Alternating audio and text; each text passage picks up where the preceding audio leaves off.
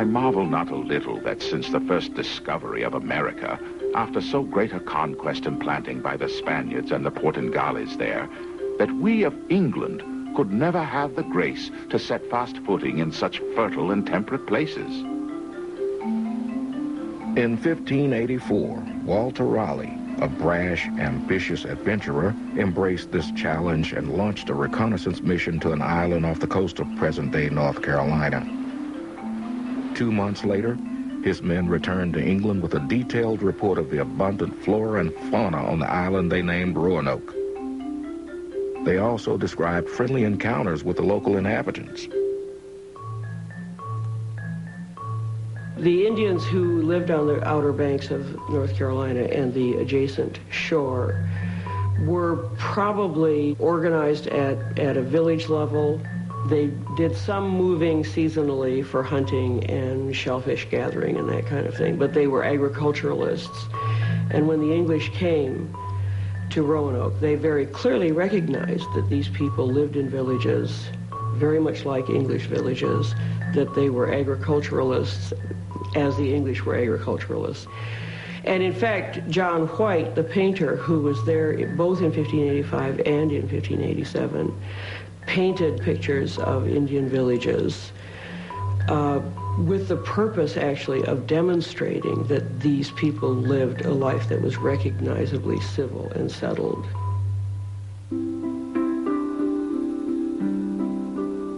Encouraged by descriptions of life on Roanoke, Raleigh sought investors and recruited colonists to develop commercial farming operations in the New World.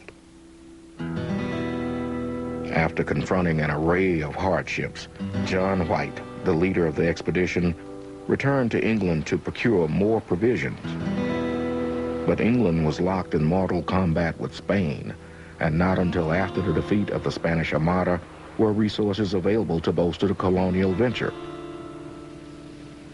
White's return to Roanoke was delayed until 1590. The Outer Banks is a very treacherous place, so they anchored some distance away. They saw the smoke from fires and thought that the colonists were still there. We sounded with a trumpet and call, and afterwards many familiar English tunes and songs, and called to them friendly, but we had no answer. The next day, when they went to the island, they found that it was in fact a wildfire and that the colonists were gone. But they also found that the colonists had left in an orderly fashion. They had dismantled their houses and taken them with them. They had buried what they couldn't take. The colonists had left only one clue about their fate: the word Croatoan, the name of a nearby island carved in a tree. A storm was coming up, one of these great coastal hurricanes. The ship captain simply said, "We can't stay here." And so they never went to Croatoan to see whether the colonists were there. And I think it's highly possible that some of them were still alive when Jamestown was settled 20 years later. The English colonists at Jamestown may have looked a Roanoke colonist in the face and not recognized him or her, because I think they very likely melded in with the Indian population, so that they would have been Indians by 1607.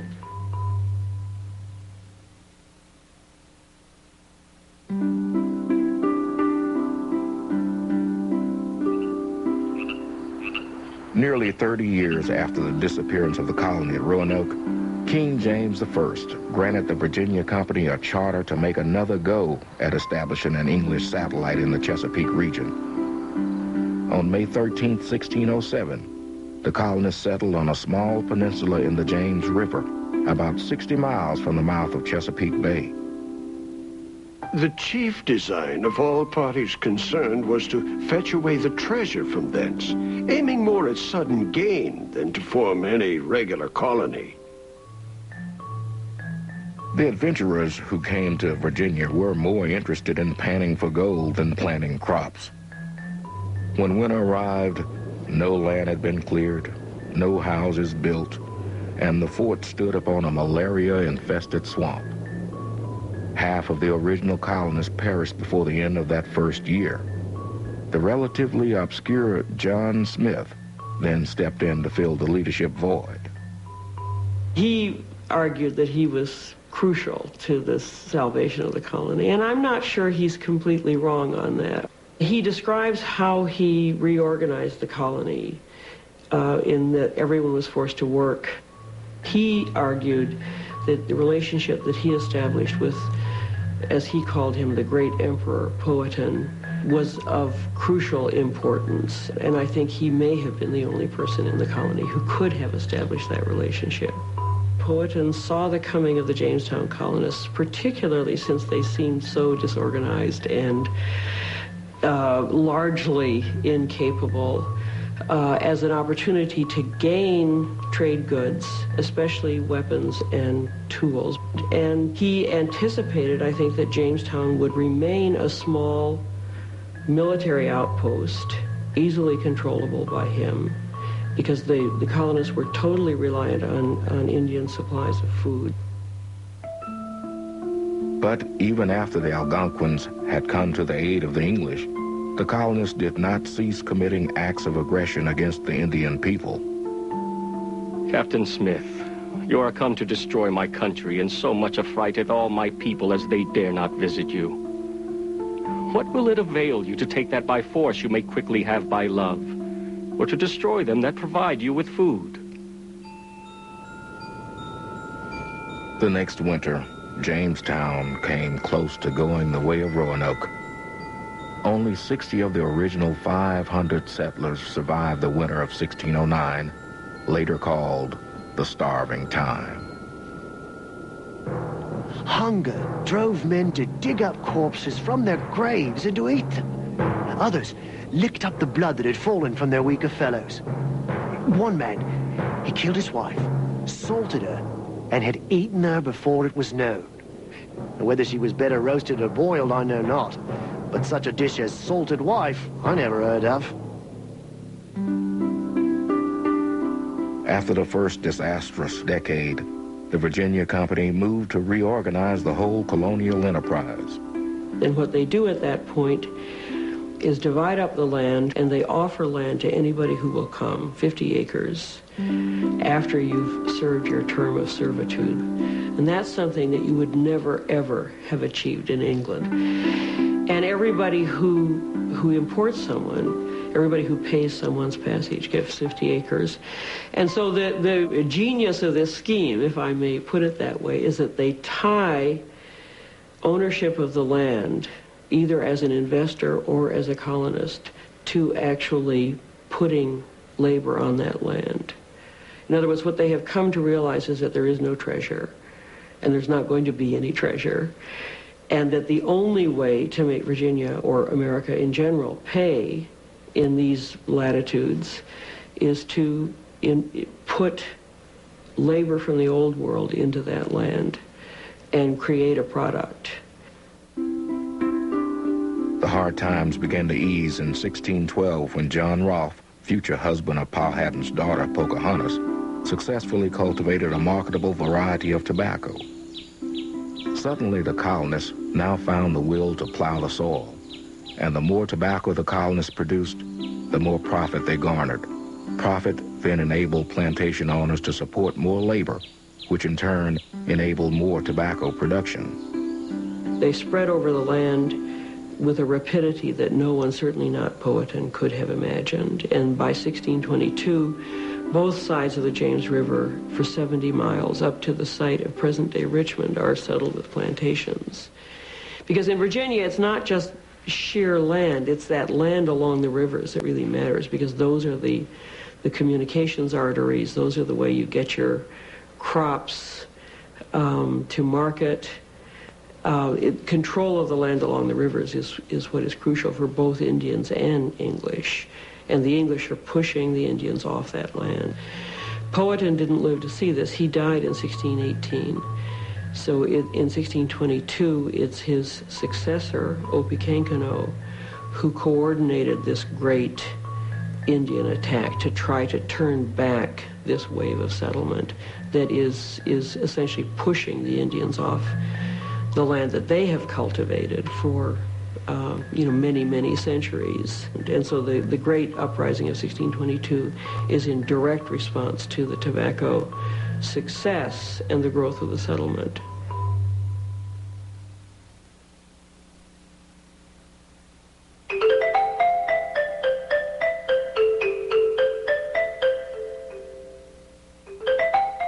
In ancient times, when the land grew barren, the Great Spirit sent forth a woman to save the people from starvation.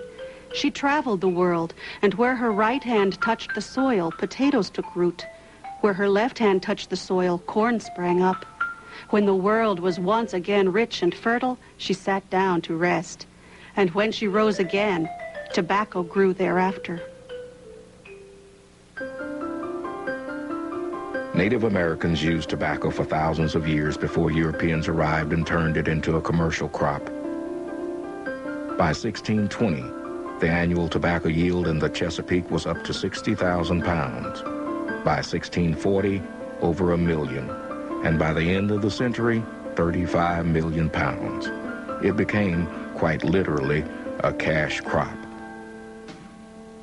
Tobacco was used to help finance the Revolutionary War, serving as collateral for loans from France. After the Civil War, cigarettes became more prevalent, surpassing cigars and chewing tobacco during World War I.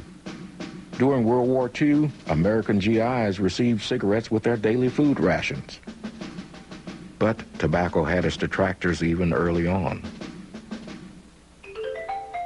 Smoking is a custom loathsome to the eye, hateful to the nose, harmful to the brain, dangerous to the lungs, and in the black, stinking fume thereof, nearest resembling the horrible smoke of the pit that is bottomless. In the second half of the 20th century, smoking came under attack. Tobacco was linked to cancer and other diseases, and lawsuits against the industry giants proliferated. But at the dawn of the 21st century, Marlboro still continues to compete for the spot as the best-selling brand name product in the world.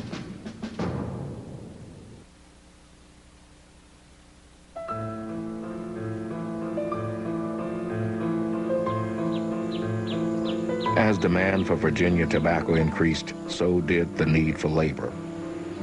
As early as 1619, the first Africans arriving on a Dutch slave ship were traded for provisions at Jamestown. The Africans, like many poor Englishmen who were then arriving in the colony, were sold into indentured servitude. Technically, these servants would serve a 5-year term and then be free to work to purchase their own land. But in reality, many indentured servants worked considerably longer. At the time that these Africans arrived in Virginia, Virginia had not decided to establish a slave society. It was going to be an English society, and they preferred people from England even over other Europeans. But once Africans arrived, eventually they were viewed as a source of labor. Among the first Africans brought to North America was a man whom his Portuguese captors called Antonio. When he arrived in Jamestown in 1621, slavery did not yet exist in the colony. Thus, he became an indentured servant and was given an English name, Anthony Johnson. In 1625, Johnson married the only African woman residing on the plantation where he worked. After 20 years of servitude, Anthony Johnson finally purchased his freedom. By sponsoring 5 indentured servants from England, he then acquired his own 250-acre tobacco farm. Anthony Johnson prospered as an independent tobacco farmer in Virginia, yet at the same time, attitudes toward Africans in the region were changing. Sensing trouble, Johnson began to sell off parcels of his land to various white settlers. In 1664, the Johnson family moved to Somerset, Maryland, where they rented land and continued to farm. Farming in Maryland was successful from the start.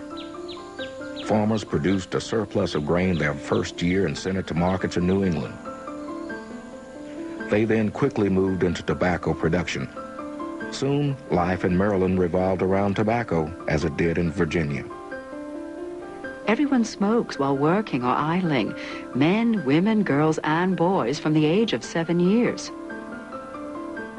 One settler described tobacco as our meat, drink, clothing, and monies. Tobacco brought quick profits, but it also quickly depleted the nutrients in the soil. Because land was abundant, wealthy farmers were able to expand their holdings, and the gap between rich and poor steadily increased. Servants are becoming free, but they aren't able to obtain the land that they had hoped they would get, and so easily at least. And so what they're doing is moving out to the frontiers of settlement, and that is causing constant friction between the settlers and the Native Americans. Frontier farmers moving out beyond the fall line felt their interests to be increasingly at odds with those of the old money planters who dominated the eastern seaboard. In 1676, this friction erupted into organized violence led by Nathaniel Bacon. See what sponges have sucked up the public treasure, and whether it hath not been privately contrived away by unworthy favorites and juggling parasites, whose tottering fortunes have been repaired and supported at the public charge. Bacon himself is a young whippersnapper who comes from England and wants to become one of the leaders of Virginia, and finds himself kind of shut out of power by these sort of old guard people who are running everything. He then becomes the leader of these frontier fighters against the Indians, and it turns into a conflict between him and the old leaders of the colony who are in the government. And one of the things that the old guard in Virginia feared most was that black people who had been both servants and black people who were slaves would join with white people who were servants and white people who had become free to try to make an attempt to displace the government or to overturn the society. That was a fear. And there were some blacks among Bacon's supporters. After months of violence and the sudden death of Nathaniel Bacon from dysentery, the colonial government was finally able to quell the uprising. Last group of rebels to surrender was a group of about 80 or so white indentured servants and about 20 blacks. The planter class recognized the threat that this class alliance, cross-racial alliance, represented to the planter class, and they subsequently very consciously sought to divide them by giving extra advantages to poor white people and denying those advantages to poor black people. The fate of the black tobacco farmer, Anthony Johnson, is indicative of this trend. At the time of his death, Johnson still owned 50 acres of land. He attempted to leave them to his son Richard, but a Virginia court thwarted Johnson's desire. A jury found that because Johnson was a Negro and by consequence an alien, those 50 acres would be awarded to a local white planter instead. In the aftermath of Bacon's rebellion, the labor system in the Chesapeake region moved ever more steadily from one based primarily upon white indentured servitude toward one based upon the enforced labor of African slaves.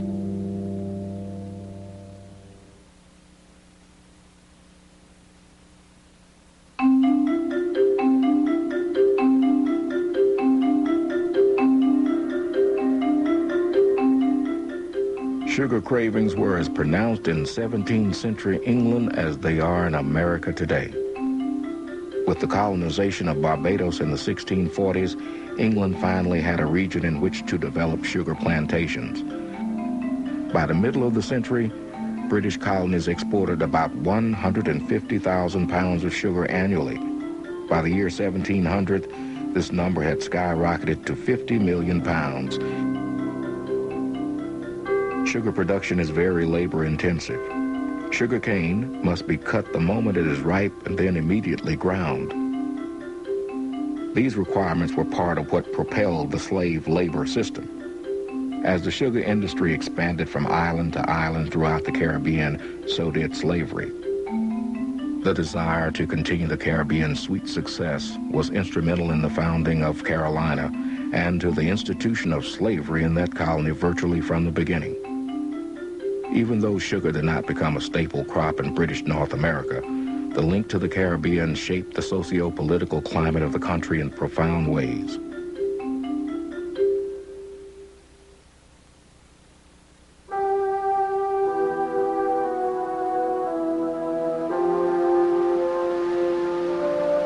In August of 1669, an English sailor, John Coming, boarded a vessel called the Carolina as first mate. During the voyage, he married one of the passengers, Afra Halston, another would-be immigrant to America. The Carolina sailed from Britain to Barbados, where more supplies and passengers entered the ship. In March of 1670, the ship's occupants finally came ashore near what was soon to become Charlestown, South Carolina. Charleston is at the confluence of two rivers and at the apex of a very deep, very desirable harbor, and a harbor that could be aptly defended from several points. The community was affected by a sort of trade as well as a link between the Caribbean and Charleston in terms of governance, in terms of the setting up of its religious and political and social institutions. The families who were connected to Barbados had the greatest influence probably in the very beginning. Shortly after settling in North America, John Coming was promoted to captain. For a number of years, he earned his living shuttling cargo among South Carolina, England, and Barbados. Most likely, beneath the decks of his ship, John Coming often carried captive Africans, for the English settlers began importing slaves from Virginia and Barbados within 3 months of their arrival. The English lords who were given South Carolina as a proprietorship tried to attract Englishmen from Barbados, where a system of slavery had already developed. And so they made provisions for increasing land grants to people who brought slaves with them. John and Afra Coming acquired land and around 1680 their first slaves. In 1695, after 25 years of marriage, John Coming died without an heir. He left his immense 740-acre estate known as Cummings Tea, as well as all of his chattels, to his wife Afra. After Afra Cummings' death in 1698, the Cummings Tea plantation was passed on to Elias Ball, John Cummings' English nephew. Over the years, the Ball's holdings grew into a small empire that would last until the Civil War.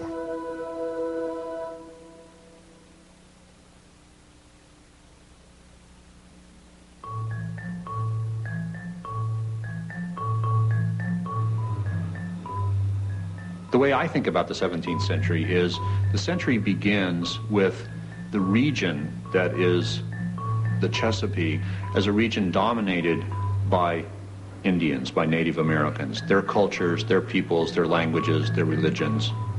And by the end of the 17th century, that same region is no longer dominated by Native Americans, although they still play a profoundly important role. They're still powerful, but they aren't dominant. The dominance has been shifted to the colonists, who now control, especially the coastal strip of this region. They control it militarily and politically, but they still don't really control it culturally. And partly they don't because of the tremendous diversity that is increased after 1670 by so many Africans coming to this region. In Carolina, African slaves formed a majority of the colony's population almost from the first. But in the Chesapeake region, the institution of slavery grew more gradually. In the early period, certainly in Virginia, there were both whites and blacks in the field, and they were normally, probably in most cases, treated more or less the same in terms of the working day. It was with the shift from white indentured servants to African labor, and the shift in Virginia in the 17th century from white to black, that there in many ways was a conscious decision to use race as a dividing line. Bacon's rebellion served as a moment of political transition, after which social divisions were more clearly delineated along racial lines. Although white indentured servants were exploited, sometimes ruthlessly, there were some aspects of slavery that they were spared. The essential aspects of slavery is that the person serves for a lifetime, and that the condition is inheritable, so that even if an indentured servant served for most of his life, in the sense that he died early, his descendants, if he had any, would not be enslaved. One hallmark of the Southern colonies is the early concentration of wealth and power in the hands of an elite class of land and slave owners. Staple crops, forced labor, and the emergence of a rigid racial hierarchy came to characterize the South in the early years of English settlement on the continent. Ownership is very important, and all the colonies that succeed operate on this basis, that people who come get land, at least in the first generation. But ownership also is a double-edged sword, because it's also then extended to ownership of labor. And it's exactly the same principle, I think. It's certainly clear to me, at any rate, that the principle of private property in land, which has been so important, also is exactly the same principle of private property in labor. So that it's not, it's a very much a mixed tradition right from the beginning, I think.